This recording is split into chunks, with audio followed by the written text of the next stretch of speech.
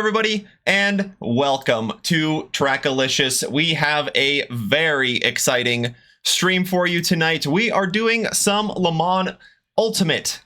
Gonna be my first time streaming Le Mans, so please have a little bit of patience as we work through how everything works around here, but I think everything's set up and good to go. With that being said, the drivers already are underway for the qualifying session.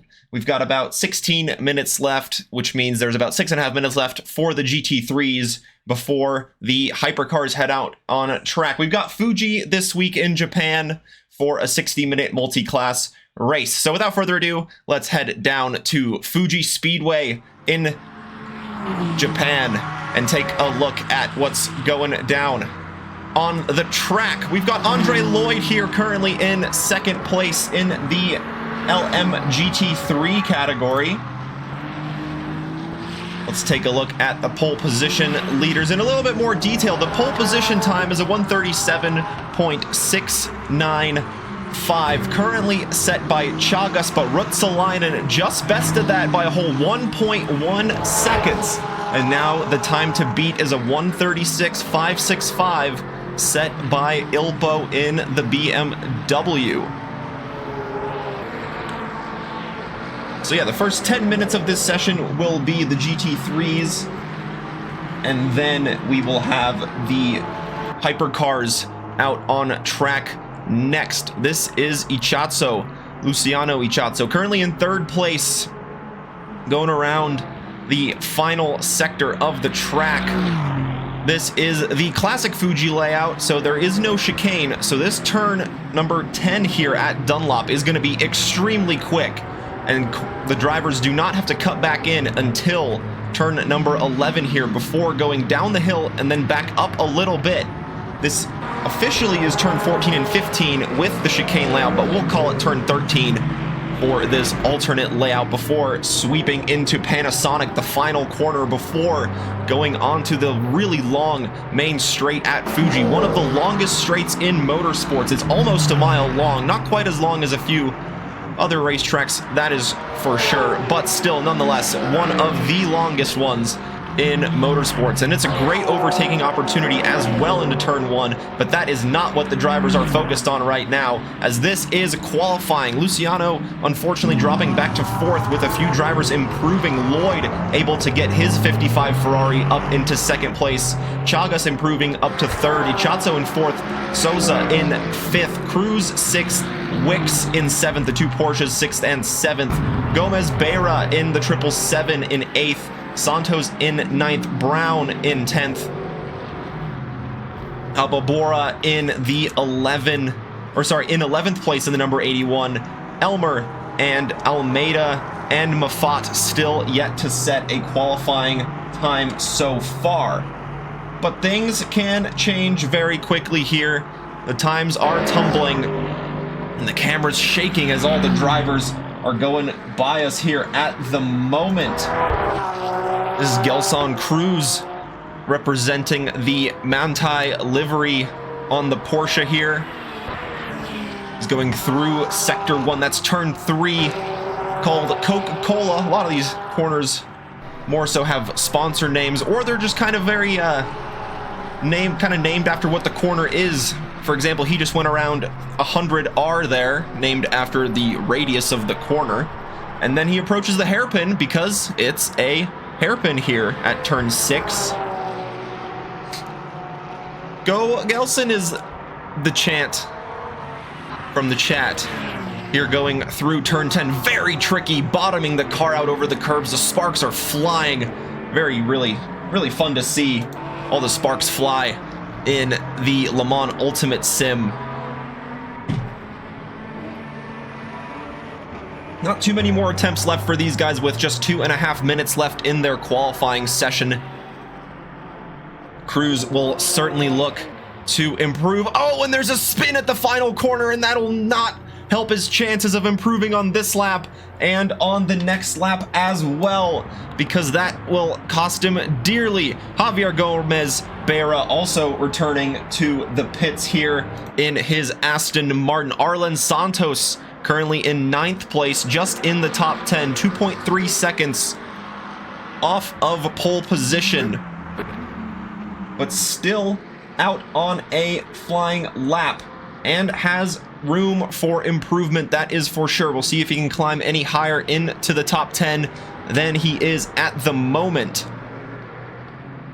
The McLaren Racing approaching the final corner and on to the final long main straight here at Fuji, located in the foothills of Mount Fuji. We might be able to pick it up on a few shots here from the cameras.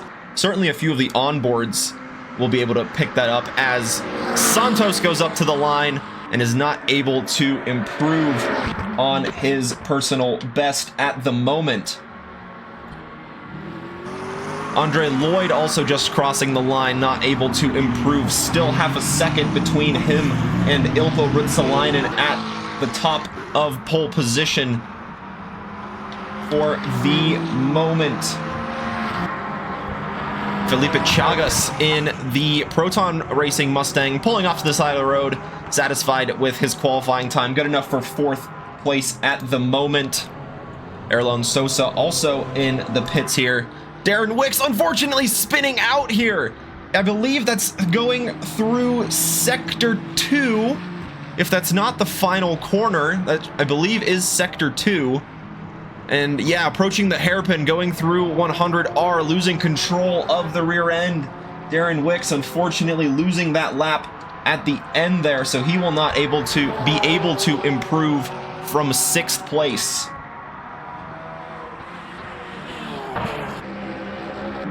George Elmer in the number 88 Proton Racing Mustang, currently just outside the top 10 in 11th place so far, but time still left on the clock.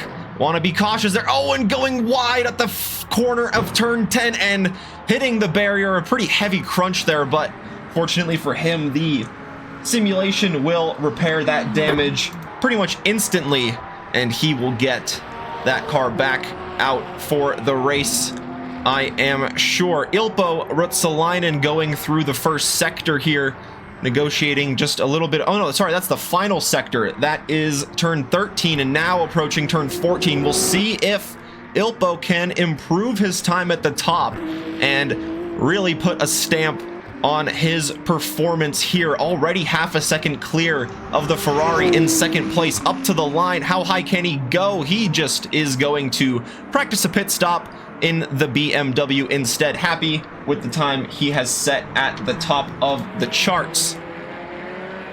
Here's Gelson Cruz. I believe this is the last GT3 car out on track to try to improve. But if I was not mistaken, he was kind of parked at the side of the road when we saw the BMW go through, but he is up to the line. Maybe there's just a different Montai Racing livery. Nonetheless, he is going up to the line, and unfortunately, oh, he does. He is able to improve up to 7th. Well done to Gelson Cruz there. Final flying lap attempt solidifies his position in the top 10, and now it is up to the hypercars to try and set their flying lap attempts. Ali Raza is one of the first to cross the line in the number 15 BMW. We will certainly get a look at the qualifying positions here in the LMGT3s. Ruotsalainen at the top with Lloyd in 2nd, Ichazzo in 3rd, Chagas in 4th, Gomez Beira in 5th, Wicks in 6th, Cruz in 7th, Sousa in 8th, Brown is in 9th, Santos rounding out the top 10, Elmer is in 11th, Almeida in 12th, Ababora in the Corvette in 13th, and Mafat not setting a lap in the pits in 14th place. But now it is all up to the hypercars to set their flying lap attempts here. 10-minute session should see some pretty quick lap times from all these hypercar drivers. Ali Raza going through the final corner, coming up to the line, and how high can or what time can the BMW post is will be one of the first on the board, and that'll be the benchmark for all the other hypercars to chase. It is a 124.616. Terrell behind, 1.2 seconds off in the 50 Ferrari. A couple of 50 Ferraris. Brown across the line within a second of pole position. Chris Barnes in the Hertz team Jota Porsche up to the line. Splits the Ferraris and goes in third place, 1.194 seconds off of pole position. And he will certainly try and get a better lap in the closing stages. Patrick Rich across the line in the Cadillac.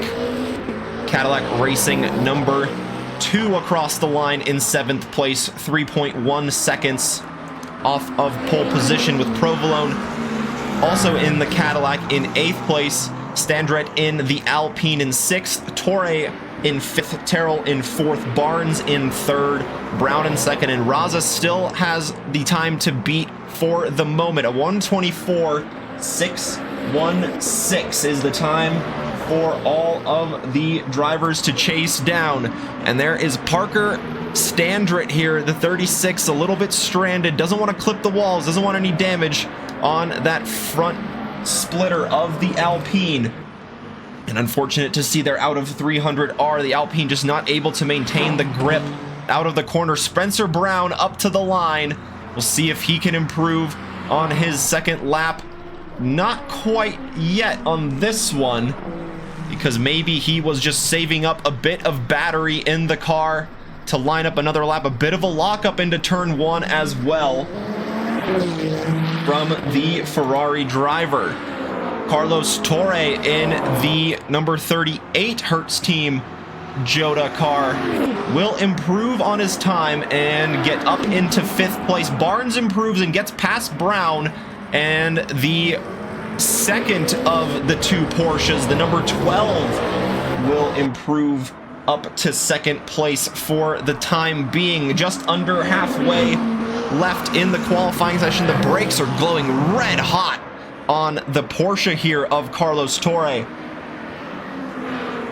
Not getting nice and cooled though before another heavy brake zone, just locking up a little bit. That certainly won't help the lap time, but still able to keep the momentum through the corner of the hairpin at turn 6 before going down the hill at turn 7, 8, and 9, approaching the Dunlop corner of turn 10. It's not as tight as it normally would. No chicane on this occasion here in round 3.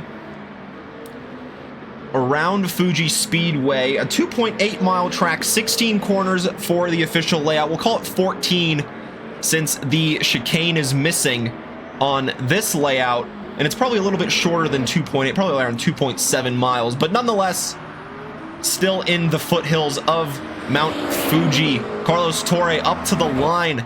How high can the Porsche go? Barnes and Brown were able to improve their lap times. Terrell still in 4th, and Torre now not quite able to improve on that flying lap attempt.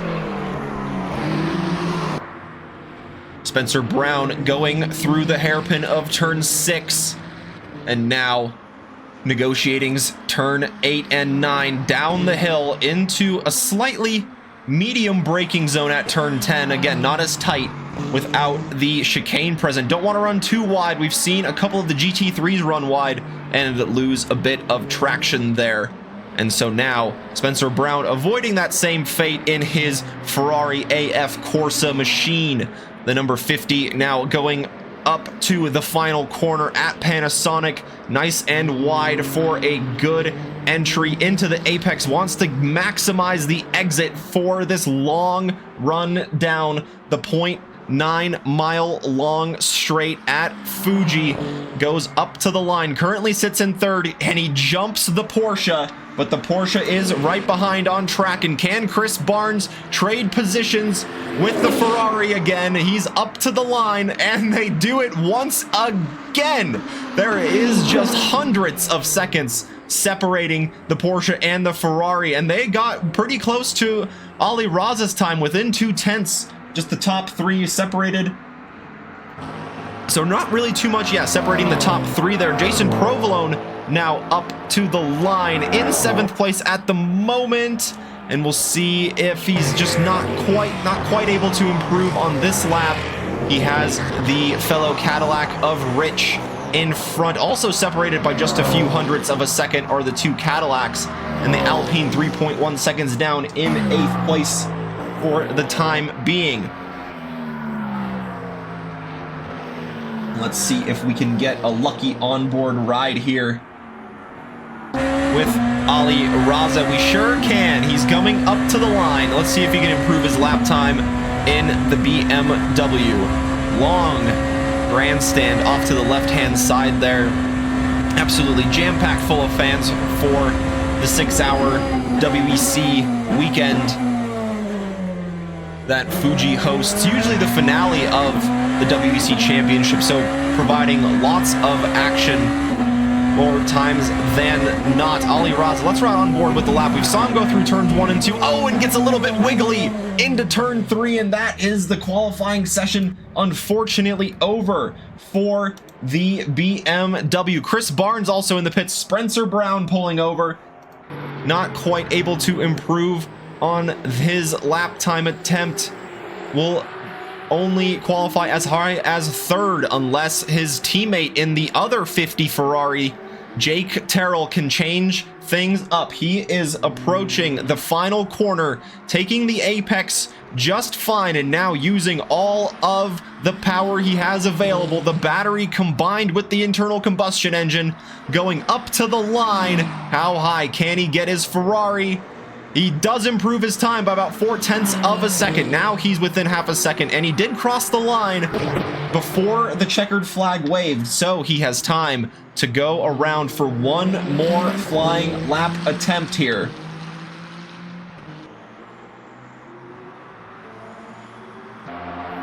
Patrick Rich and the Cadillac of Provolone right next to each other on track. Let's see if the 2 Cadillacs can get any higher than 6th and 7th for the moment. The times are really close. There's going to be lots of good pocket battles between these hypercars. The top 3 within 0.2.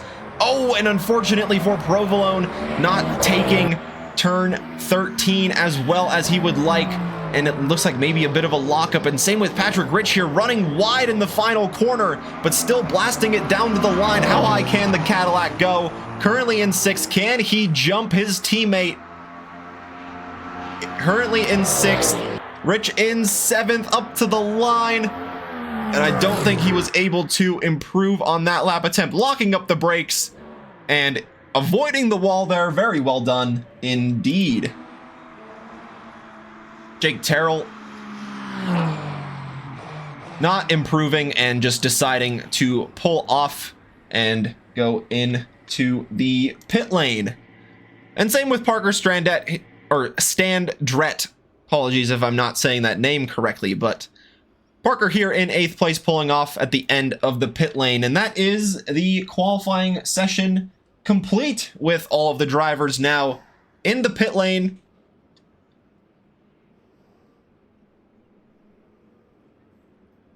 That was certainly quite an exciting qualifying session. Very close times between the top 3 in the hypercars. Ali Raza on top, Barnes in the number 12 Teams Porsche. Drivers go to the grid for a race start. In 2nd place here. As the race director tells us, please get ready for the formation lap. Drivers need to get their cars fueled up, get everything ready for the start of this race. 60-minute race ahead. Quick 2-minute session for the drivers to get their setups all in the works, get the fuel in the car. Of course, there's a virtual energy system in the WEC here in Le Mans Ultimate, which takes into account your battery power as well as the internal combustion engine itself. And so drivers do have to negotiate or manage the battery power that they're using. Don't want to run it full, and you don't want to run it empty. You want to ride it right in that sweet spot in the middle somewhere to get the optimum power that the drivers need.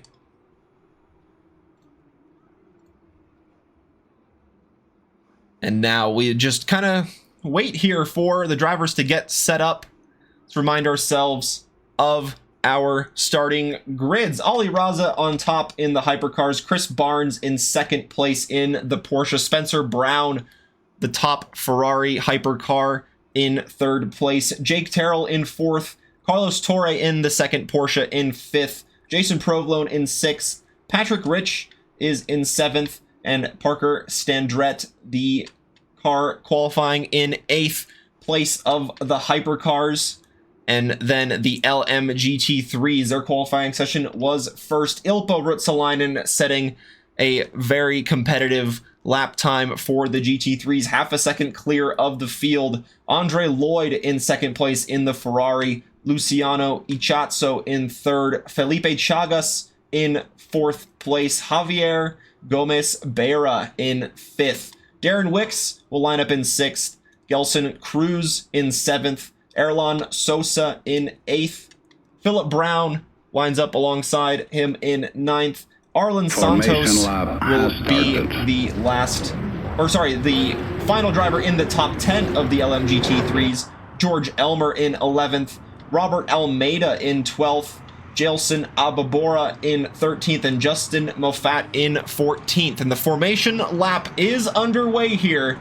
So let's take a look and see what sort of action the drivers will bring to us here in this 60-minute multi-class race around the 2.8 mile configuration here at Fuji.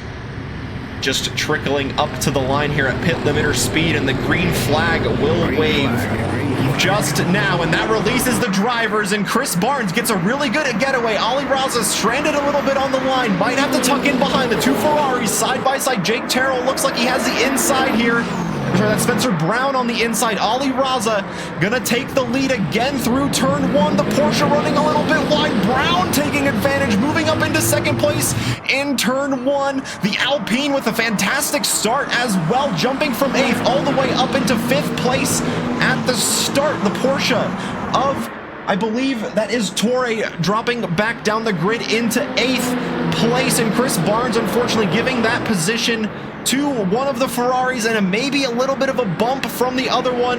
The sponsor board covering up the action there a little bit. And let's take a look at what's going on in the LMGT3 field. Ruotsalainen leading the way pretty well here. The Ferrari of Lloyd dropping back. Luciano Ichazzo and Javier Gomez Beira battling it out. The two Aston Martins for second and third place as they go through turn 10. Oh, very heavy on the curbs is the McLaren in the background. I believe that's Arlen Santos in the number 70 McLaren going side by side with the Ferrari, and that battle is gonna continue going into turn number 14. He has the inside line, the Ferrari sweeping around the outside though, and he is gonna take the position into the final corner unless Arlen Santos has anything to say about it. A little bit of a bump, and it's kind of a self-inflicted wound there as he loses control of the rear and is certainly going to drop a few positions here. The Porsche and the Mustang looking to benefit, and the Ferrari as well. Super tight between these GT3 cars.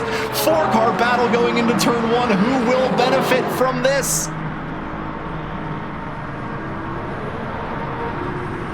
And it looks like the Porsche so far is the beneficiary, unless the McLaren has anything to say about it. Not quite yet, but slots in front of the Porsche, and we have a change for the lead here. Spencer Brown in the 50 hypercar gets in front of Ali Raza, and the Ferrari now in the lead of the race. I knew it was going to be a pretty close battle between these top three. Oh, and the BMW goes spinning, and is he going to be able to stop before the wall? I think he is. I think he was able to keep it out of the barrier, and unfortunately for Ali, no damage on that BMW, maybe just a little bit of flat spotting on those rear tires as he goes spinning off. And now the Ferrari of Terrell goes through as well, and we have a Ferrari 1-2. The two number 50 Ferraris are in the lead of the race of the hypercar category. Barnes in third, Rich with a really good start in the Cadillac, moving up to fourth place. Raza, unfortunately, after that incident,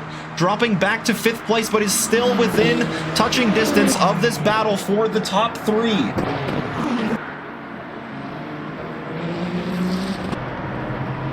Gelson Cruz here in fourth place, under pressure from Phil Brown in the 66 Ferrari. A bit of damage, it looks like, on the front end of Phil Brown's Ferrari as they are going to battle it down the start-finish straight. The Mustang and the Porsche in the background going side by side as well. The Porsche taking to the inside.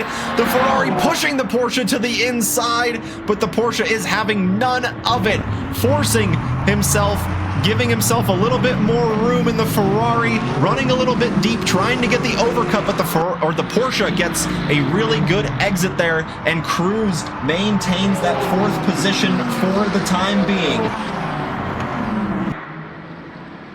It's getting pretty close in the hypercar battle as well here between fourth and third. The Cadillac of Patrick Rich starting outside the top five, now on the train of the final podium position.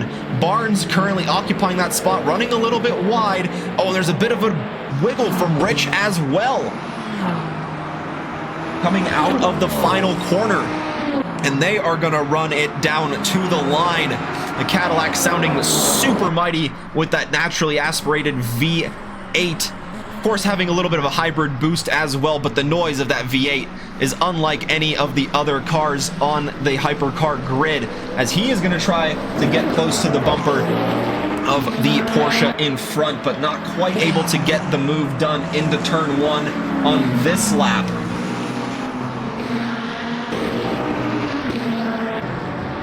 Phil Brown still right on the tail of Cruz in this battle for the top four, and the McLaren of Arlen Santos, George Elmer, and Darren Wicks as well looking to get involved in the battle, and that is a move from the Ferrari. Phil Brown getting up into fourth place, just having that slipstream and top speed advantage moves the Ferrari up a position for the time being, but Phil Brown leaving the door a little bit open allows Cruz to sweep through the inside of turn number one, and he gets the position back from the Ferrari. They're going to battle into turn three. The Ferrari thinking about shaping a move, now running wide, and that might cost them the position to the McLaren.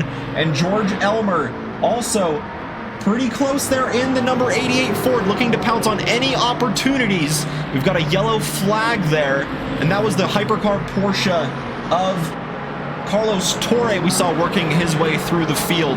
This battle is absolutely epic between these GT3s. Phil Brown in front of the McLaren and the Ford. Cruz is really happy about all the battling going on behind him, as he is able to build a bit of a gap to the Ferrari now of Phil Brown. The McLaren having contact earlier with the Ferrari in the final corner, now looking to make a clean overtake in the final sector to get that position and maybe even work through the Porsche of Cruz in front. Rutsalainen, though, has a really healthy lead, and there's a move from the McLaren again down the inside, and this time the Ferrari gets spun around and the front gets tapped. George Elmer is going to slide through, and the Ferrari is going really slowly here down the start-finish straight, maybe thinking about taking a pit stop.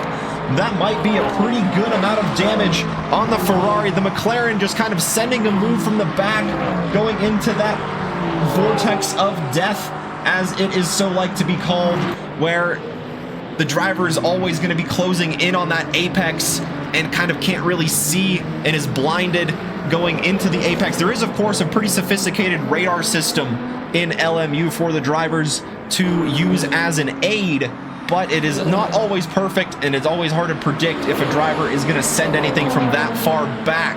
Ali Raza making up ground, though, now on the tail of Rich for fourth place in the hypercar battle, as they are beginning to approach the GT3s out on track. And of course, traffic management is absolutely critical in a multi-class race like this, where you have the much faster hypercar class on track at the same time as the GT3s, and there is the first GT3 that these battling cars are approaching. A bit of a lockup from the Cadillac. That might give Ali Raza a sniff of an opportunity as they go down the hill into turn number 10. Is the Cadillac going to cover it off? Ali Raza's thinking about it, but it's a pretty fast corner, not really heavy braking zone. The Cadillac running wide, almost making the same mistake that the BMW did, and oversteering into the grass, but the move is now completed for Ali Raza unless the Cadillac has something to say about it. He was trying to, oh, and a bit of an oversteer moment as well, exiting turn 13, and that will certainly help Ali Raza's chances of completing that overtaken. Now he is close to the Porsche in front of Barnes for that final podium position in the hypercar battle out on track at the moment. The Corvette that they are approaching is Jailson Ababora again. Oh, and that might be George Elmer, I believe, in the 88. Unfortunately, there for him, having a really good race. Oh, thanks for the raid. Much appreciate that. Thank you so much. Hope you guys had a lovely stream, and welcome in to this multi-class race in Le Mans Ultimate. We've got the hypercars and the GT3s. Phil Brown leading the way in the hypercar. Ilpo Ruotsalainen leading the LM GT3s. Luciano Ichazzo in second place in that LM GT3 race, with Gomez Beira, the two Aston Martins, battling it out on track together in second and third. A bit of a wiggle on the exit from Luciano might give a sniff of an opportunity to Gomez Beira behind. The two Astons seem pretty evenly matched here, separated by just under half a second on track. And hope maybe Gomez Beira just biding his time and waiting for a mistake to come from in front. And in this 60-minute race, the fuel usage is doubled, so more than likely all of the drivers here will have to make 2 pit stops tonight to be able to complete the race in compliance with the virtual energy system. Of course, some drivers could completely risk it and try the ultimate lift and coast strategy and just taking 1 pit stop, but that is taking a bit of a risk, as you're not really able to race anybody throughout the entirety of your stint. And speaking of racing, Ali Raza has gotten by Barnes for that final podium position. Thank you for following. Much appreciate the support here at Trackalicious. Hope you are enjoying the racing here tonight. First time doing it for myself here in LMU, so hope it's working pretty well on your end. Oh, and a lockup again from the Cadillac in the background. There are no ABS on the hypercars, so locking up is really easy to do in those pretty complex machines, as there is a lot of traffic here now to negotiate for the hypercars. The Aston Martin there, I believe that is not Gomez Beira's 777. That is the 777, or maybe it is Gomez Beira, because he has dropped back a pretty significant amount from Ichazzo now. There's about a 6-second gap, so maybe, just maybe, dealing with that bit of traffic management cost the Aston Martin in third place a bit more ground than he would have liked. Oh, and a lockup from the Cadillac going into the side of Gelson Cruz. Will he be able to defend fourth position? The Ferrari has been behind for so long. George Lloyd now in fifth place, improving after dropping back from the grid. He was the driver that qualified in second place, and the Ferrari battling back through the field, as there is the Cadillac of Provolone moving through this LM GT3 traffic here.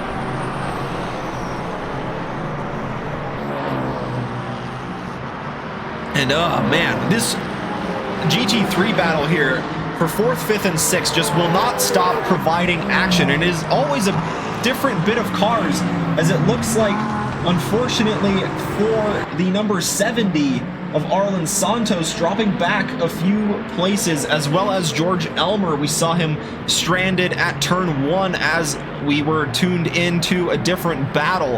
And now Kelson Cruz really defending a train behind now. Lloyd in the number 55 Ferrari behind. Then he has Phil Brown in the number 66 Ferrari. And Felipe Chagas looking to benefit as well in the number 44 Mustang, the yellow Mustang close to the Ferrari in the background. But the Ferrari of George Lloyd is right on the tail of the Porsche for 4th place.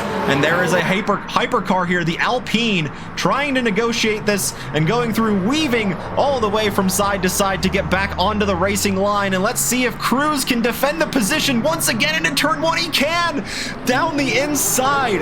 Once again, the Porsche proving a really difficult car to overtake despite not having that straight line speed advantage. He's able to get it done on the inside of these heavy braking zones and maintains that 4th place ahead of both Ferraris. Lloyd and Phil Brown not able to get by the masterclass performance here of Gelson Cruz, showing what it's like to defend from cars behind.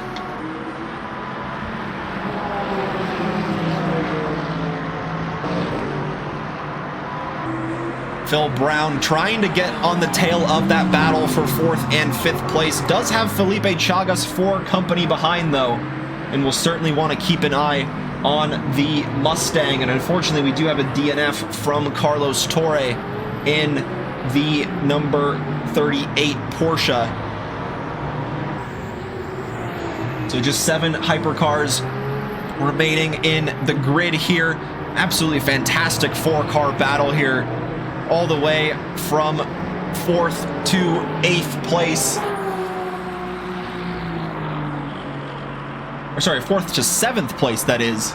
And let's see, once again, the defending masterclass in front from the Porsche, taking that inside line away and then moving back to the left as quickly as possible to get back onto the racing line. Can the Ferrari finally outbrake the Porsche? No. And in the back, it looks like Phil Brown is going to give the position to Chagas with a great move down the inside. He gets a fantastic exit, and he might get Lloyd here. He might get both the Ferraris.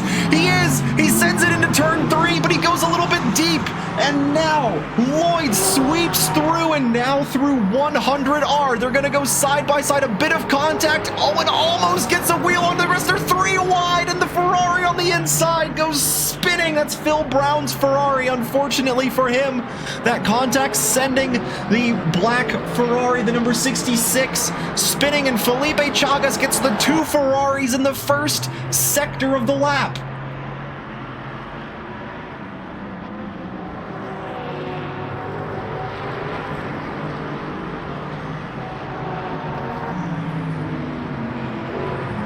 Robert Almeida in the other 92 Porsche, looking to benefit from all the chaos happening in front, has the Mustang of Justin Maffat's from starting in the pits already up into 9th place in the LMGT3 category.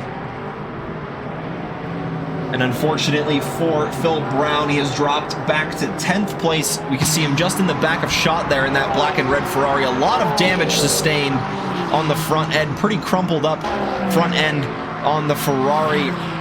Almeida defending from Justin Mafat behind. This is the battle for 8th and 9th place. That flat 6 Porsche sounding pretty mighty, roaring down the start-finish straight. Really late braking from Justin Mafat behind, getting closer and closer to the bumper of Robert Almeida.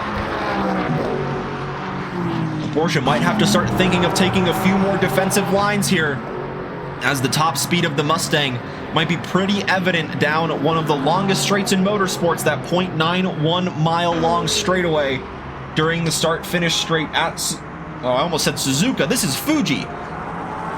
Suzuka is the other famous Japanese track.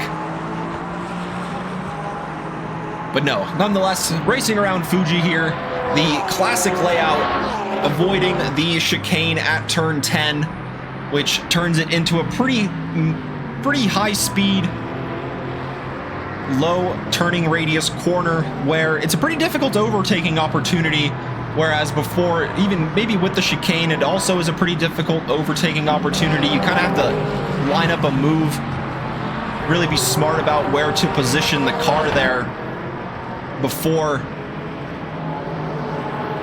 trying to line up a move into turn 10 as well as then into the preceding turn 11, 12, and 13, going through the closing sector of the lap here at Fuji. Lots of good overtaking opportunities and plenty of places to go side by side. We saw the Ferraris sandwiching the Ford 3 wide going into 100R at turns 4 and 5.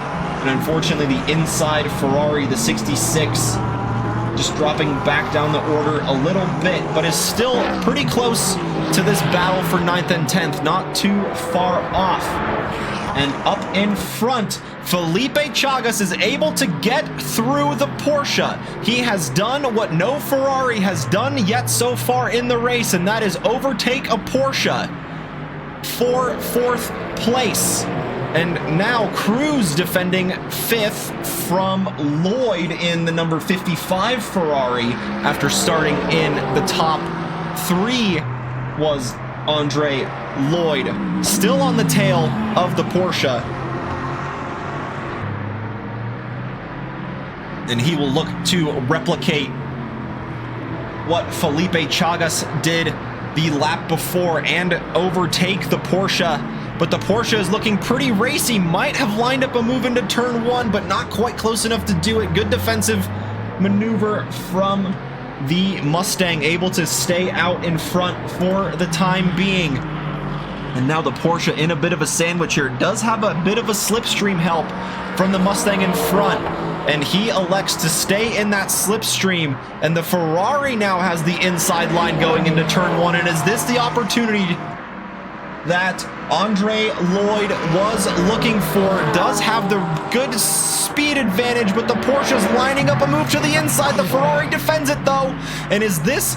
Oh, and the Porsche! Oh, and there's contact between the two. The Porsche was going around the outside to try to defend the place, sweeping in front of the Ferrari, and there was a bit of contact between the two, but Lloyd finally getting that position down the inside of turn 1, moves up into that top 5 place, now has the Mustang in front as the hypercars are beginning to work through the traffic yet again. Ali Raza on the tail of Jake Terrell for 2nd place. The battle between the BMW and the Ferrari is picking up, and this traffic management now is crucial. Two races, I should say, going on at once, and 2 battles happening out on track at the same time as well. Can Raza line up a move into turn 10? He cannot. The Ferrari gets by the Ford, but he gets a bad exit, and now into turn number 13, or turn number 11, I should say. Raza gets the move down the inside. Is Terrell gonna battle it and try to take it around the outside? Now sweeping through the inside.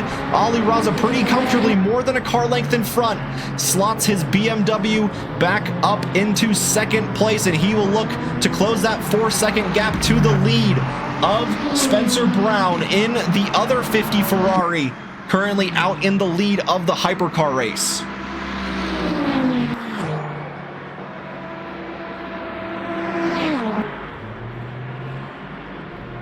Thank you all guys for chatting along too. Apologies if we're missing anything. There's just so much action to keep up with in a multi-class race. 2 races going on at the same time, so thank you all for chatting along and being here watching this great LMU race. First time streaming it on Tuesdays here at Trackalicious. Hopefully you're all enjoying it and it is going well on your end. And hopefully you guys are all having a good morning or evening or night, afternoon, wherever you're maybe joining us.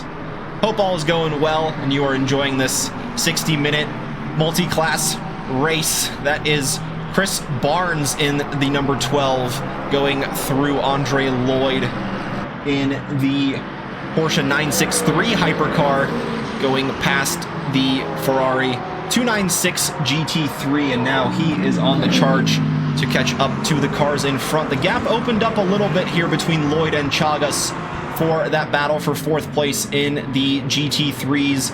Raza really on a charge here, trying to chase down Spencer Brown for the lead of the race, weaving the tires around, getting some camera time here, flashing the lights away, saying hello to everybody watching along, or he was just flashing to that GT3 driver, letting him know, hey, I'm here, and I am going through the field.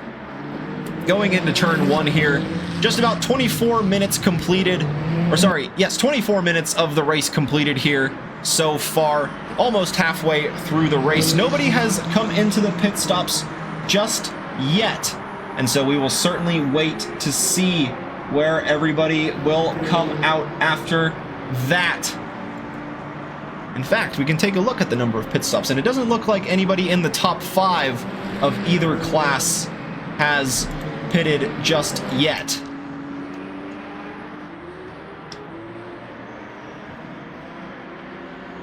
That'll certainly be something to look out for as the battery begins to drain and the fuel begins to drain, the virtual energy draining, and Ali Raza unfortunately dropping back again to the position of Jake Terrell, who has now moved up into 2nd place, and that BMW is seeming to really struggle on those Michelin branded tires.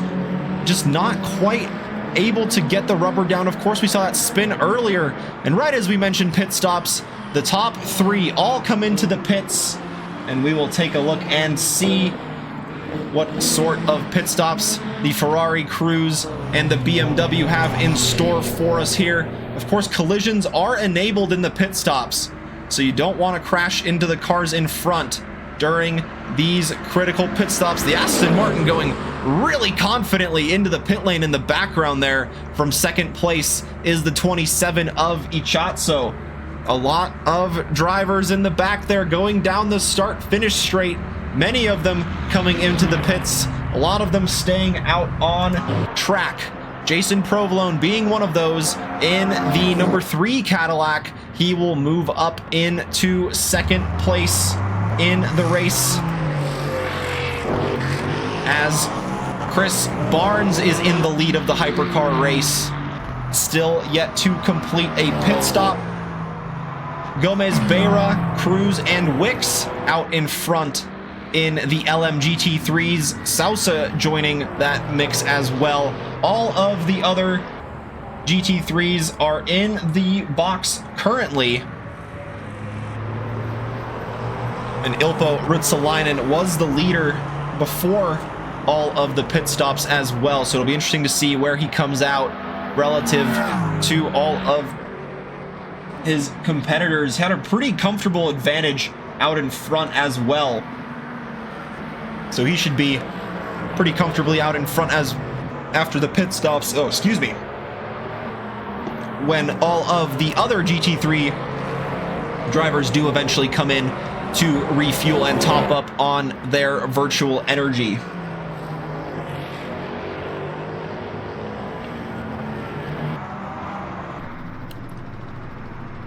This is the lead Porsche out on track, the 963 Hertz Team Jota Porsche, one of the customer teams in the WEC Championship. There we see Mount Fuji in the background from the onboard from the Porsche as he goes through turn number 6, the hairpin at Fuji, before going down the hill at turns number 8 and 9. Lifting and coasting really heavily here is Chris Barnes, saving that virtual energy as much as he can. And again, Mount Fuji coming into picture there on the left-hand side. Absolutely stunning scenery here out Mount Fuji in the foothills. Lots of rolling hills, especially in this final sector, going back up the hill into this slightly cambered corner at Panasonic. Going around, Chris Barnes, after lifting and coasting, surely will have to come into the pits unless he is confident in his ability to keep that Porsche rolling, and he might be going for that one-stop strategy attempt. And we are really seeing his driving prowess here, lifting and coasting into pretty much every single braking opportunity that he has. So we'll see if that pays off for him as we get to the closing stages of the race. Spencer Brown in front of those who have pitted, Terrell in second, and him and Ali Raza still battling it out for second and third.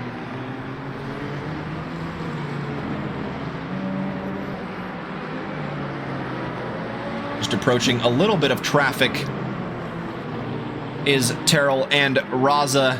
And now we see the gaps there. Ichatso 12 seconds behind Ruotsalainen. Oh, and the Ferrari, the GT3, just holding up the hypercar, and just a little bit of a Constantina effect there, as the F1 crew likes to call it. All the cars getting bunched up there, but fortunately it looks like not a lot of damage done to the Ferrari, and Ali Raza just has an absolutely massive straight line speed advantage in the BMW coming out of the final corner, but goes a little bit deep into turn one, and Jake Terrell is going to battle him back, but it looks like the speed of the BMW is really prominent down that start-finish straight and out of turn one and into turn number 3. There's a slight little bit of a bend there that's considered turn 2 before the braking zone at turn 3.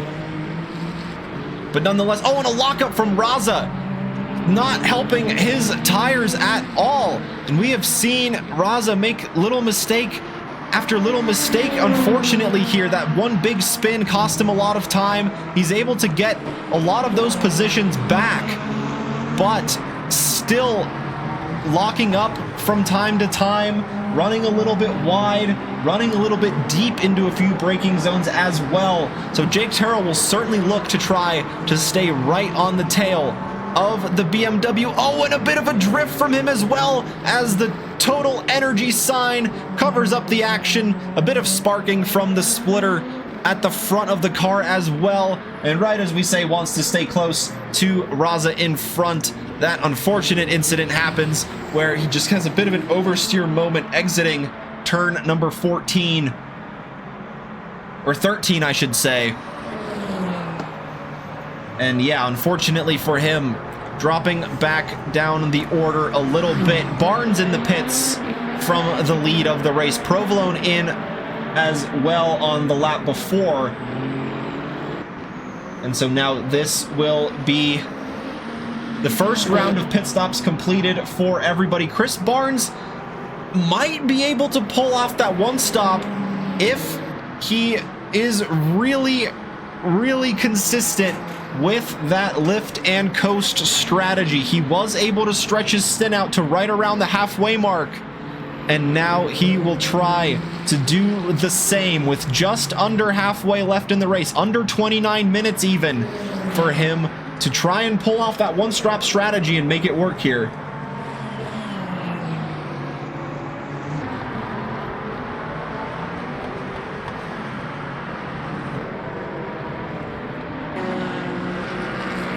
Gelson Cruz in the Porsche was defending for 4th place for the longest time.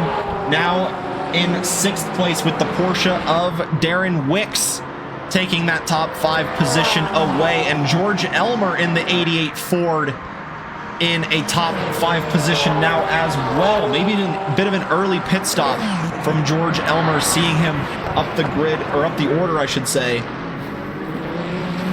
for the time being. But nonetheless, Gelson Cruz trying to close on the fellow Porsche driver in front of Darren Wicks. And he will try to build that gap, and there's a yellow flag, and unfortunately, I believe that is, yes, that was the Ford of George Elmer, and he is stranded, unfortunately, there at the side of the track, now finally able to get it rolling, unfortunately dropping a lot of places there. He was in the top 5, and now it looks like dropping back to 11th place, a pretty fast part of the track there for George Elmer to be stranded, just couldn't quite find a gap in all the traffic. Oh, and the Alpine of Parker Strandette having a bit of an oversteer moment into the hairpin, is able to get it going though. The Alpine currently sitting in 7th place in that hypercar race.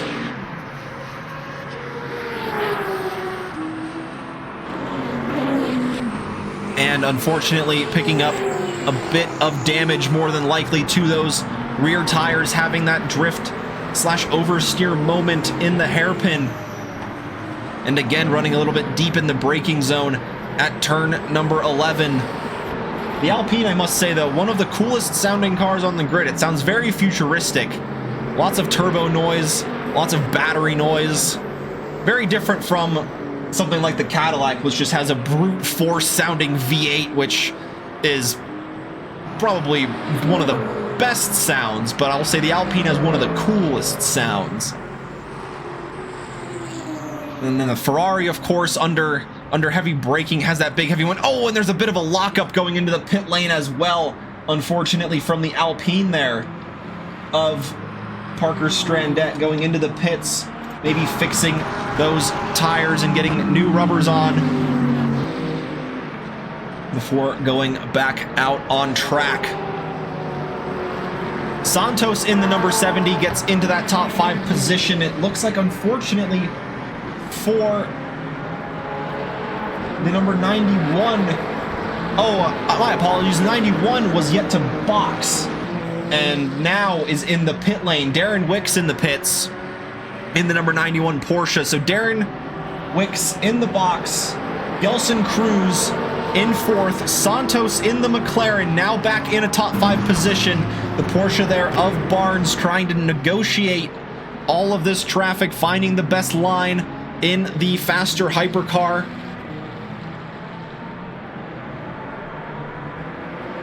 Justin Moffat in 6th has a bit of a company behind from Robert Almeida in the number 92, and he himself has Erlon Sosa behind in the number 31 BMW.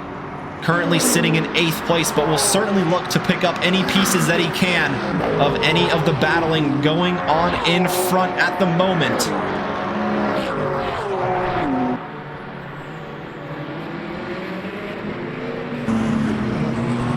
Absolutely lovely overlays here provided from Le Mans Ultimate in the style of the WEC graphics. We can see how many pit stops the drivers have completed there on the left-hand side, as well as a bunch of other data which will cycle through at any moment here as we look onto this battle here between Erlon Sosa, Robert Almeida, and Justin Moffat. How can I join this league? The signups for the league are open on simgrid.com. Look up maybe exclamation mark Simgrid might work in the chat for a quick link. And then from there, you find the Trackalicious community, follow the community, and then signups are open for Le Mans Ultimate Race. You just have to find the right championship. There are, of course, other championships that Trackalicious hosts, from ACC all the way to iRacing. So just make sure you sign up for the right one, and bing, bang, boom, you're in, and you're in the championship.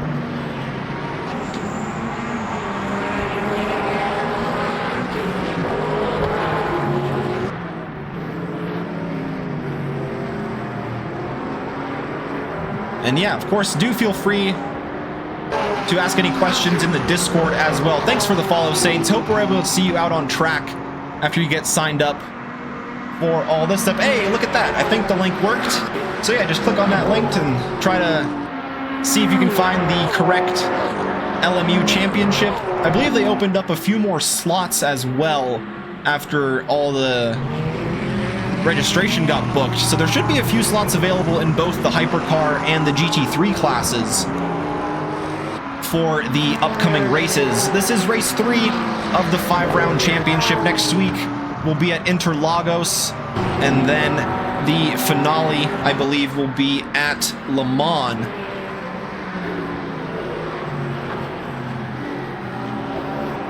But more on that later. The race is going on now. Erlon Sosa sending it down the inside of the hairpin. Unfortunately, too deep on the exit. And that was Robert Almeida reading that move absolutely perfectly. and just getting the switchback done through the hairpin after the BMW ran a little bit deep, and the BMW will have all that work to do once again, as he was not able to slow down the BMW enough into turn number 6 to try and really stake his claim on that position from the Porsche in front. And the Porsches are proving very difficult to overtake here around Fuji. Cruz showing a really good defensive performance out in 4th place at the moment, and his fellow number 92 driver Robert Almeida doing the same, defending from the BMW at the moment. There's a huge GT3 train down the start-finish straight here, all the way from Cruz to Santos, and then Moffat, and then Almeida and Sousa, the back of this big train here. Let's see if we can catch up to the front and see what's going on there. Oh, and Moffat sending it through the Corvette. I believe that is the blue flagged car of Ababora in the number 81 Corvette. Just staying out of the way of the battling cars here. Cruz has a pretty good gap to the car in front at the moment. And here we can see the gaps between all the drivers. Raza really closing in on the lead of Spencer Brown. 2.3 seconds is the gap between the Ferrari and the BMW for the lead of the hypercar race. Ilpo Rutsalainen 26 seconds clear of Ichazzo, who's 22 seconds clear of Gomez Beira in 3rd. And then Cruz not too far off, about 13 seconds in 4th place from that final podium position, with Santos keeping him company in 5th place. And then Moffat, Almeida, and Sousa also really close in that battle for that final top 5 position.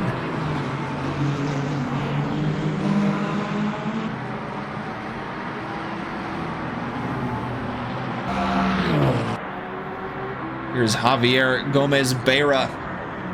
Kind of a bit of a no man's land at the moment. Big gap in front, big gap behind. But a good place to be if you are in a podium position. He will certainly take that and ride it to the end as much as he can.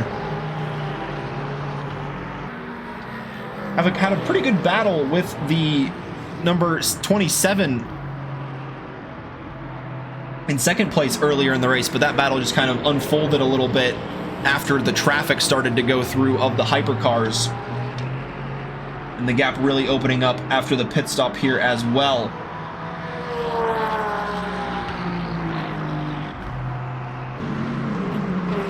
Felipe Chagas in the number 44 Ford, currently in the top 10 in 9th place, just dragging that splitter as he goes through 100R, turns number 4 and 5 before entering the hairpin. He's pretty close to fellow Ford driver George Elmer, about 2 seconds separating them for 8th and 9th place.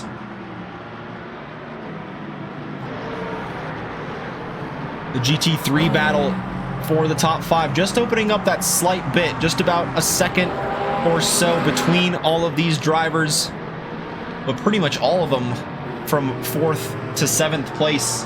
You could fit down the start-finish straight here at Fuji. Arlen Santos trying once again to get on the tail of Cruz and overtake the Porsche in front.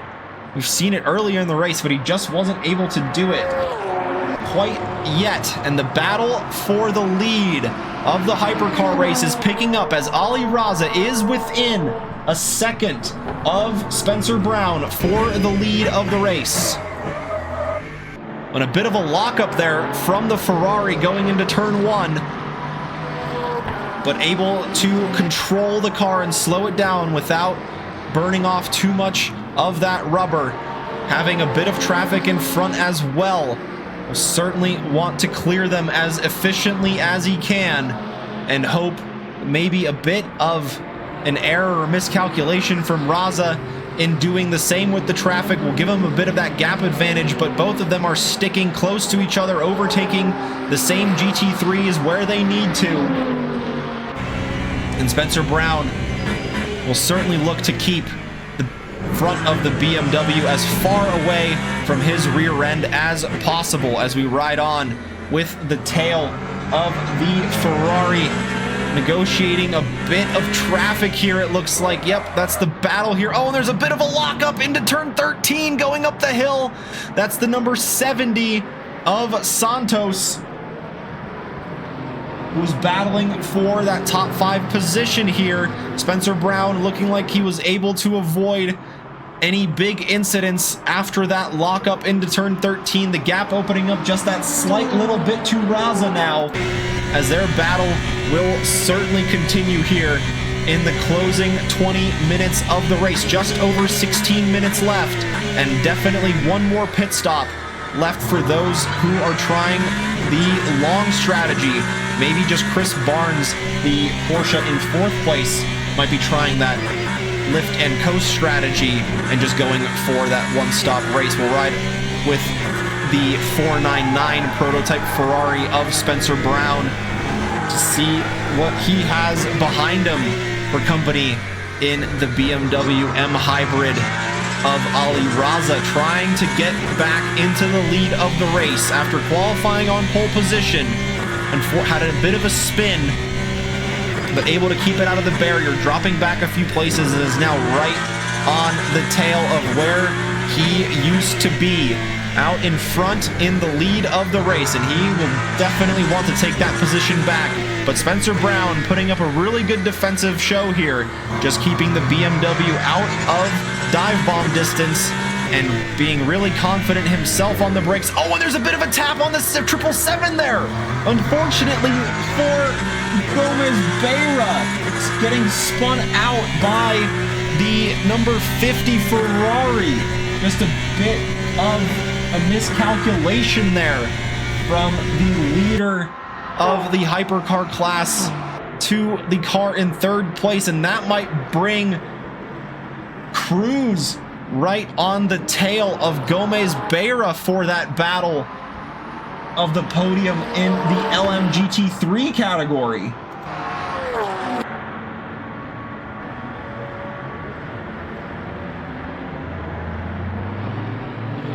Gelson Cruz still in 4th place. Hypercar drivers are kind of reckless. Yeah, it is the same IRL too, so it's a pretty good simulation then, if you ask me. If drivers are doing it in real life and they're doing it here, then I don't know. That's a pretty good sim, I must say. But yeah, no, I agree. It is, sometimes it is just I get why you need to do a move when you need to. It's just so you have that clean air when you're battling a car behind. You don't want to get slowed down into a certain corner, but I feel like self-preservation is a lot more important in a race than just losing a position, especially in a race where the gaps are so close and it seems like the lap times are so close, and based on how each car kind of uses its battery, especially in the hypercars, battery management is a huge aspect in using it to your advantage down the straights and in the corners as well. And of course, the two different cars use the battery in completely different ways between the BMW and the Ferrari. And so it's very interesting that despite all of their differences, they're able to put out pretty much the same lap times, despite all of those different systems working in different ways to drive the wheels and use the brakes in different ways to regenerate the power back, or regenerate the electricity back into the battery under heavy braking, and then using that battery again to help the internal combustion power it down the straight, save a little bit of fuel also, so that way the car doesn't have to get filled up as much at the beginning of the pit stop, and that'll help with weight advantage. Are there drivers who are using control? You know, I'm not too sure. I would ask if you're able to join the Discord, I would ask in there, but I am honestly not too sure. I would assume the majority of them are driving on some sort of wheel, whether it's a Logitech G923 or something as advanced as a Moza wheel, or even more than that. But yeah, I don't know, anything's possible. There was a there was a guy in the ACC GT4 race yesterday that was racing on a controller, so it's certainly possible. But I'm not too sure. And the move is on here from Ali Raza into turn 1. Spencer Brown taking the defensive line, and he is gonna be on the back foot as his racing line is a little bit more closed, and it looks like that BMW was just charging up a little bit, lap by lap behind the Ferrari, and now has the power set to full, and as he is gonna try to use his power advantage as best as he can to get through the Ferrari for the lead of the race. I cannot figure out the damn pit stops. Yeah, the pit stops are a little bit difficult to get right. Is there going to be a move into turn 10? A little bit of a wiggle, and Ali Raza just ducks back behind, and now again on the back foot here. Going into turn 10. Not quite able to get that move done yet again on the Ferrari, and the Ferrari in front has the GT3 Ferrari now for traffic. He's able to get through in the final corner, the BMW having to just wait a little bit longer, and the gap opening up just that slight bit now between them. Let's ride with Ali Raza to see what he is looking at in front for the lead of the race here.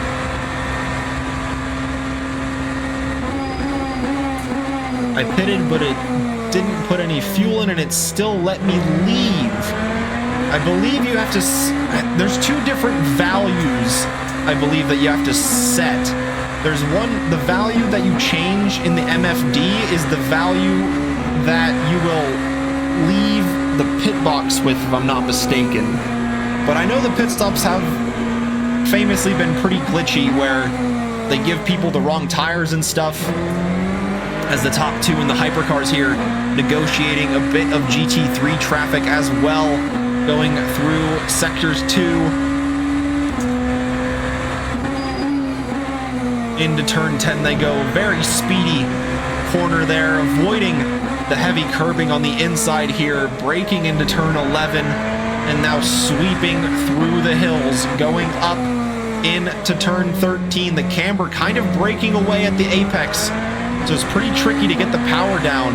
But then in the final corner here at turn 14 at Panasonic, the camber comes back, and you can use that hill to your advantage, and Ali Raza is going to try to slipstream the Ferrari, and I believe both of them, not both of them, just Spencer Brown is going to dive into the pits. So now Ali Raza has a bit of clean air in front to put down a good lap time and get the overcut done on the Ferrari behind.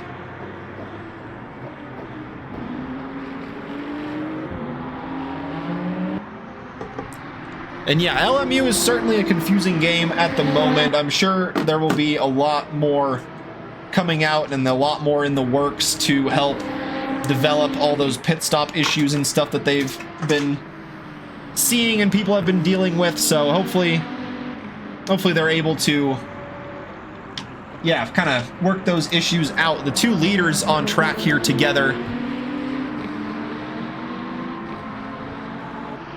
Ilpo Ruotsalainen in the 46, being passed by the number 15 BMW. Two BMWs out in the lead of both of the races in the hypercar and the GT3s. Ilpo with a really comfortable 34-second gap to the Aston Martin behind. And here we can take a quick look at the energy remaining. Spencer Brown is in the pits with that 0.4. Ali Raza and Jake Terrell will certainly have to come into the box soon to get more virtual energy pumped into their cars. Barnes is at a really good 29%, was really able to save a lot. Same with Provolone with around 22% left in his tires as well. And now Ali Raza and Ilpo Ruotsalainen both coming into the pits from their respective leads of the race. And it'll be very interesting to see where Ali Raza comes out relative to Spencer Brown after their pit stops are completed.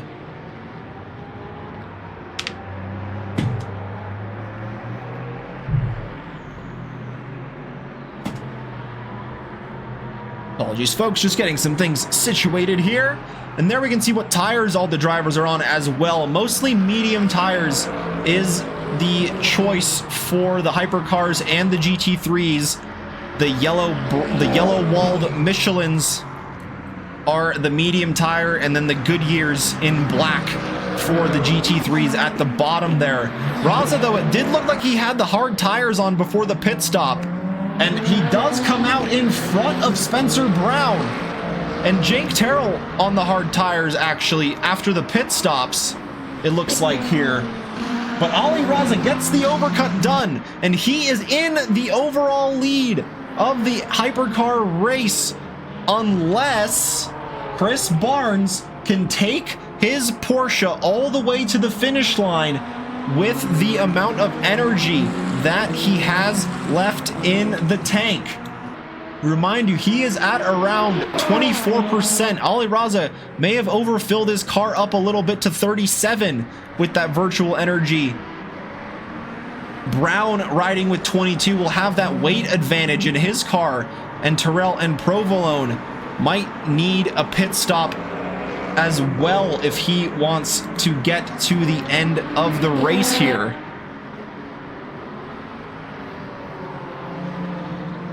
And the LM GT3s, I believe, will have to stop one more time here. Ruotsalainen in the lead of those in the GT3 category. Javier Gomez-Beira in second. Cruz, after that fantastic defensive showcase, is in third place at the moment. Ichazo, after being in the top three for the majority of the race, dropping to fourth. Sousa in fifth. Felipe Chagas is in sixth. George Elmer in seventh. Darren Wicks in eighth. Andre Lloyd in the Ferrari that qualified in the top three is in ninth. Arlen Santos in 10th. Phil Brown in the other Ferrari is in 11th. Gelson Ababora in 12th. Robert Almeida in 13th. And we have, unfortunately, a few DNFs as well. One of the Cadillacs, one of the Porsche hypercars, and the Ford of Justin Moffat in the pits as well. The gap opening up between Ali Raza and Spencer Brown. So it looks like the pace really coming to the BMW in the closing 5 minutes here as he is negotiating the traffic in front. I believe that is Sousa on the back of Chagas for the battle for fifth place here between the GT3s. And yeah, here is the BMW diving into the pits. Won't have enough fuel to finish the remaining 4 minutes of the race. Unfortunately for him, we'll have to go back into the pits and get that BMW fueled up to ready to go to the end. But Chris Barnes, though, after that really good stint at the beginning, lifting and coasting a bunch when we were tuned in to his onboard in that Hertz Team Joda branded Porsche livery here, out in front in the lead, having only completed just that one pit stop so far.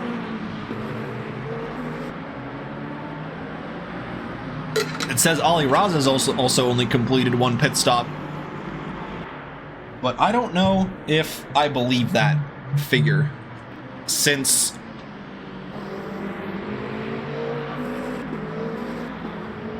I really doubt he was able to go 50 minutes into a two-time fuel consumption race based on how quick he was pushing that BMW. So maybe that graphic, maybe it's correct. Who knows? So maybe I'm just tripping, and maybe I thought he pitted a little bit earlier in the race as well. But nonetheless, Ali Raza in second place, Brown in third, Terrell in fourth, Provolone in fifth, and Parker Strandet in sixth in the Alpine in the hypercars.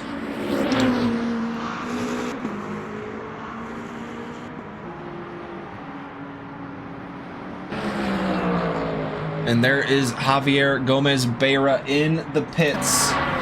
That gives the podium position to Gelson Cruz very banged up front end and rear end on that Porsche, battling with lots of different competitors through the race, defending for its life, and the battle scars are present all throughout that wounded car, but he is still rolling, all four wheels still pointed in the right direction, still out on track in the 92, getting the job done in the Montai Racing Porsche.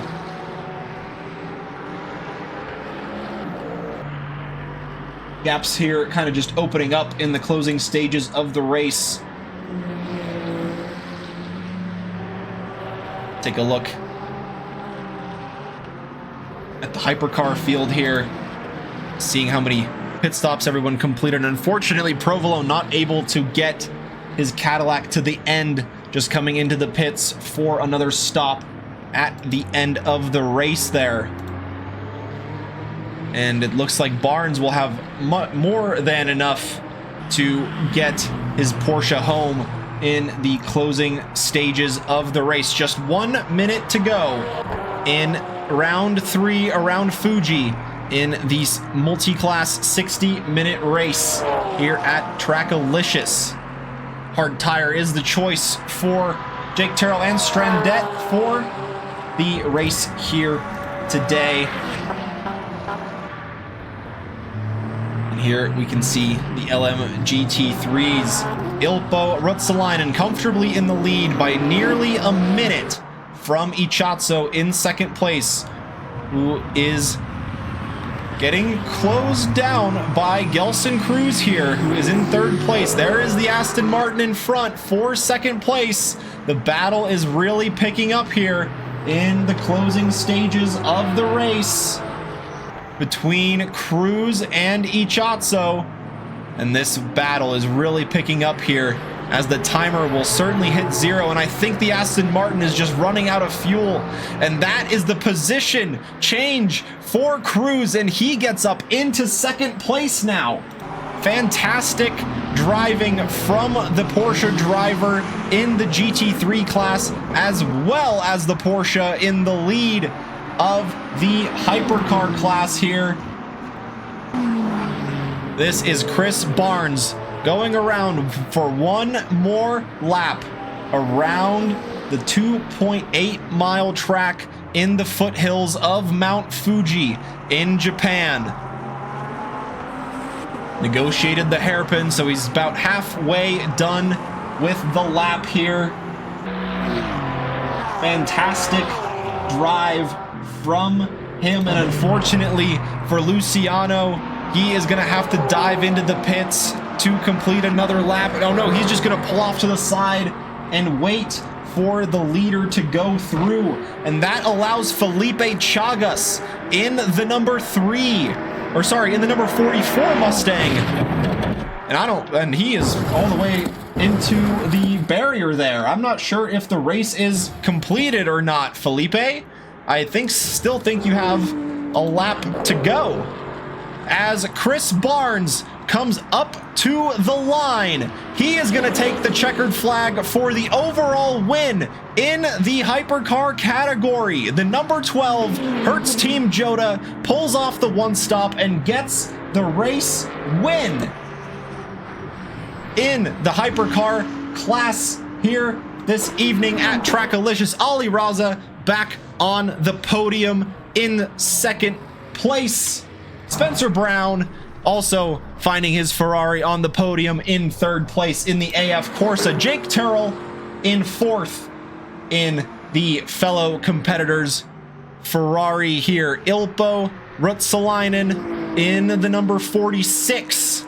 Still has most of the lap to go from the lead of the LM GT3 race here. Jason Provolone across the line to take fifth place in the Cadillac. Parker Strandette in the Alpine, number 36, takes sixth place in the hypercar category. And wow, yeah, I think Chagas just thought the race was over and just went straight on through turn one. Or I really hope that his brakes or something didn't fail in his sim or anything, But nonetheless, Ilpo Ruotsalainen, absolutely masterclass performance from him tonight. Didn't put a foot wrong. 82 seconds is the gap from him in the number 46 Team WRT BMW to Gelson Cruz in second place. Here across the line, Gelson Cruz back to the pits. That was a pretty fantastic race here around Fuji. Slightly small hypercar grid, but they certainly made up for it in the GT3s. And yeah, that was absolutely epic stuff to watch. Super happy to be involved and have everything work, and it seemed like everybody kind of put on a good show there for us. And yeah, we'd like to invite the podium sitters of both of the classes, both the hypercars and the LM GT3s, to join us in the green room for a quick interview. Let's take it back here to our Trackalicious studio. We've got one of the drivers in the green room. Let's bring in Ali Raza. Hello, Ali. How's it going, my friend? Not too bad. Stream seems to have went pretty well. No weird LMU hiccups on my end. Hopefully none on your end. Pretty eventful race from you. That spin early on in the race made you really fight back for all those positions.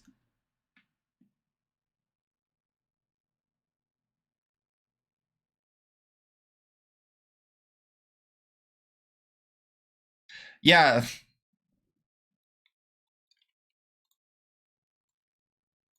Sorry, Ollie. My Streamlabs was a bit messed up there and we didn't pick up that audio. If you could just repeat that real quick for everybody. Sorry. And yes, no, that's on my end completely. Oh, okay, no.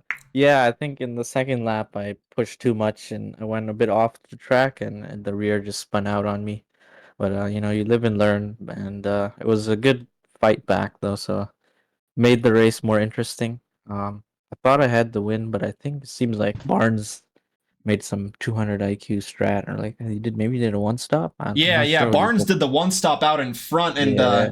the one I guess I did have a one weird LMU glitch where it said you only did one pit stop, but I'm pretty sure you did two, right?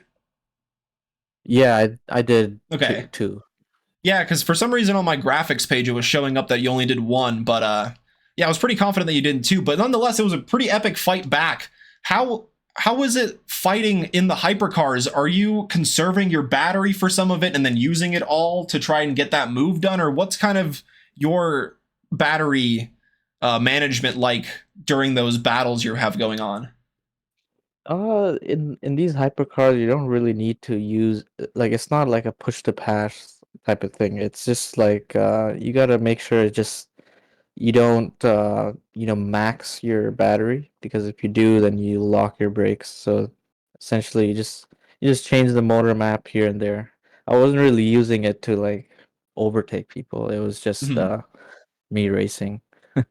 Yeah, fair enough. Yeah, I mean, the management is a little bit of a thing. I guess sometimes I hear it just depends on the car that you have too. Like sometimes, depending on which car it is, if you send a certain more power via the battery, it's just a more efficient way of driving the wheel, so you kind of get a slightly better feel of lap time. I have personally haven't really experienced it too much, but I've heard that's what some people are reporting. But nonetheless, it was a really fun battle to watch you go through the field. What's it like when you're in a battle with another car in your class and you have to deal with the GT3 traffic around you? Oh yeah, it's very exhilarating. You're on edge the whole time, and then you see another slower car in the middle, and you kind of try to put your car in a position where you can take advantage. So like I think in one of the last corner I made a move where I kind of squeezed, what was it, Terrell behind the back marker. So that got me the position there. So a lot of mind games as well. Mm-hmm. Yeah, certainly, especially with the difference in speed between the GT3s and the hypercars too, and Fuji proving one of those circuits where there's a lot of good overtaking opportunities, but if you get stuck behind a car, you're kind of stuck there for a little bit. Yeah, it's still kind of tough to overtake. Like there's not that many because there's a lot of really fast sweeping corners. It's not that many like hard braking, like only a few. So you kind of have to like nudge your way through. Like except turn one, there's not many deep braking zones, right? So it's tough. Yeah, certainly, especially with the classic layout without that chicane at turn 10 as well. Which layout would you say you prefer? The one with the chicane or the one that we raced here tonight? No, I like this more definitely. But even I didn't even know we were doing this layout. I was practicing the other layout. Like, oh, there's there's no chicane. Well, nonetheless, congrats on that podium finish. Good fight back through the field. And hopefully we'll see you back on the podium again in the next two races. I believe Interlagos and Le Mans is the finale. Is that right? I think so. I Heck haven't yeah. looked. But yeah, sounds good. And I'm sure we'll chat with you then. Good luck in the remaining races. Thank you, man. Thank you for putting on a show for all of us and for everyone watching.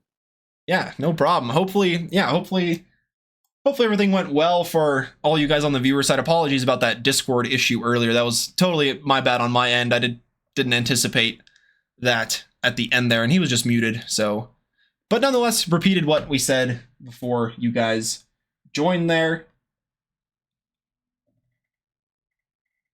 Got Jake Terrell in the green room as well. You can pull in Jake and see what he has to say about his race. Hello, Jake. Were you here for an Hello. interview? I mean, I can do one, but I was just talking to Raza, but yeah, we can do one. Yeah. Yeah, why not? Why not? How did your race go tonight, Jake? It was a pretty strong start. Capitalized at the beginning and worked my way into second. Which I was just trying to stay consistent and um, you know, find my groove, get into the lap times, and do the best that I could. And then I can't really remember when it all happened, but it was a blur. That race went by so fast. Um, all of a sudden, Raza was on my rear bumper, and I think it may have been like right before the pit stop. We were battling pretty hard for a few laps. The BMW had such overspeed on the Ferrari, and I felt like I was slower than usual on the straights. And I looked down at my MFD HUD, and I realized that my brake was dragging like 1%, and I Oh was like, no. oh. So mid race, I had to pull up my pit house software and add a dead zone to my pedal.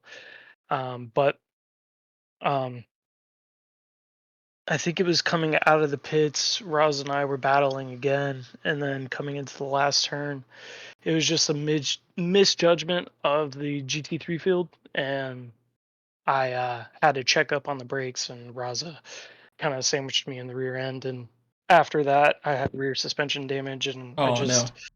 I couldn't hang anymore through the fast stuff and the slow stuff. I was just understeering. So from there on out, I was a second and a half off times to 2 seconds off, and it was just kind of one of those things. And I just tried to stay in it, and I was hoping I was gonna still pull third, but I was still able to finish the race where I started. So at least there was that. But it was a fun race overall. The GT3 field was something of interest to work my way through for sure, but it was a good race, and I had fun for the few laps that I was able to battle.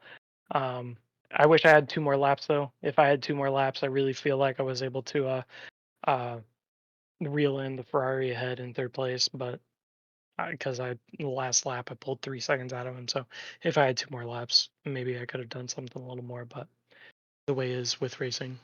Yeah, racing it kind of gives and goes, especially with how lap traffic is. It's always a saying where it's like lap traffic giveth and lap traffic taketh, and Yeah, sometimes it gives, sometimes it takes, and it's really unfortunate. It didn't really look like that serious of a tap on the back end of your car to pick up a bit of suspension damage. So that's really unfortunate that that happened there. But it's kind of a learning curve for everybody, learning the damage model and just how much you can really push it to, and how much yeah, damage really actually costs you. Because yeah, especially for me, I don't really have too many hours in the game, so I don't really know what 10 seconds of damage really means, you know? Yeah, no, what's it called? The from what it seems like is the rear end of the Ferrari is quite squishy, so it's just I had some aero damage, light suspension damage, and it's just from there on out it wanted to understeer. I tried playing with the roll bar positions, and if I tried to stiffen up the rear a little bit to get a little more rotation, it was too much rotation, and the car's unpredictable. So I kind of just had to deal with the understeer that the damage gave me. So is what it Yeah, is. fair enough. Yeah, that happens, but I'm sure you'll be back strong and you'll be back next week, I'm sure, racing again. And yeah, Yeah, fun. How are you hopefully for a bit of enjoying LMU so far? So this is my first season I've done for LMU. I missed the first round, came in the second round, and it was a rainy Imola, and I was able to bring it home in first place Heck with yeah. a massive just save strat, which worked. I wasn't able to save as much as I wanted to in this race, and if I was able to save more, maybe I could have pulled off that one stop strat as well. But with all the practice I did, I felt like I would have had to lift and coast far too long to be even competitive. So I just went all out with a little bit of saving to get an extra lap or two on each stint, and I did the best I could for sure. Yeah, certainly. Yeah, and I'm sure be back strong next week and the week after that. Sorry to kind of pull you out of that conversation with Ollie. I didn't mean to interrupt. That's, No, no, you're good. You're good. I just wanted to congratulate him on his podium finish, and say, hey, that was a fun battle, and hopefully next week we can continue that battle a little bit longer without any mishaps next week.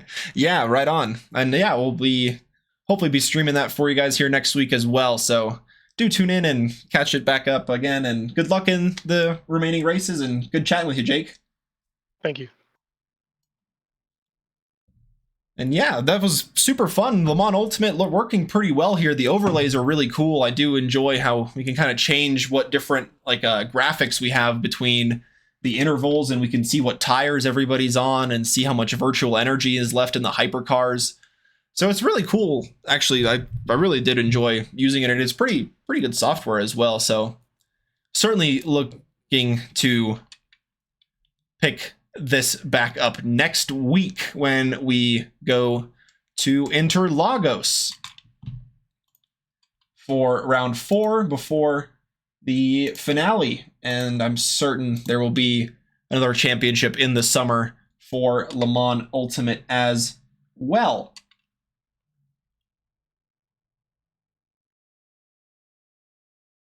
But nonetheless, I think that is pretty much going to conclude it for us this evening. I don't see anybody else joining us in the green room tonight. I'll make sure to put in a notification in the Discord for next week, since this is the first LMU stream we've had, for the podium finishers to join us in the green room for a quick chat. Thanks to Ollie and Jake for joining us for a quick chat. Also, thank you all in the chat for chatting along, watching along, asking some questions. It looked like we got a couple new followers there. Thank you very much for the support. Maybe a new racer as well, asking where to sign up on SimGrid. So that is super exciting to be on the lookout for. And of course, signups are open on SimGrid for LMU and ACC and iRacing for Trackalicious. So check out SimGrid, check out the Discord, keep up to date with all of that good stuff there. And with that being said, let's make sure to show the support from one sim racing community to another.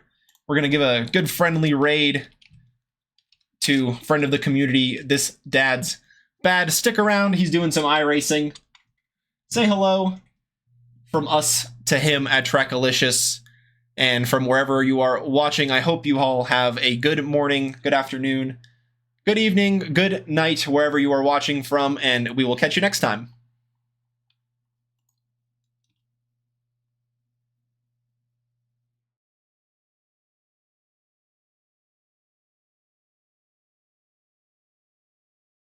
Stick around for the raid, show the support. See you guys.